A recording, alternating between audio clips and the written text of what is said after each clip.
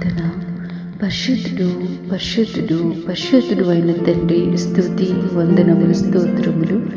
నా ప్రాణమా యెహోవాను సన్నుతించుము, ఆయన చేసిన ఉపకారములలో దేనిని మరువకుము. మహోన్నతుడు అయిన తండ్రి, దివ్యమైన వాక్యం ద్వారా మమ్మల్ని తృప్తిపరిచినందుకు స్తోత్రములు. దేవా, మీరు చేసిన ఉపకారములలో దేనిని మరువకుండా తండ్రి, అనుదినము దేవా, అనుక్షణము ప్రతిదినము మా యెడల మీరు చేస్తున్న ఉపకారములను బట్టి మీ నామాన్ని మేము ఇంకా ఉన్నతంగా స్తుతించులాగున నీ దైవ సహాయాన్ని మాకు దయచేయండి ప్రభువా.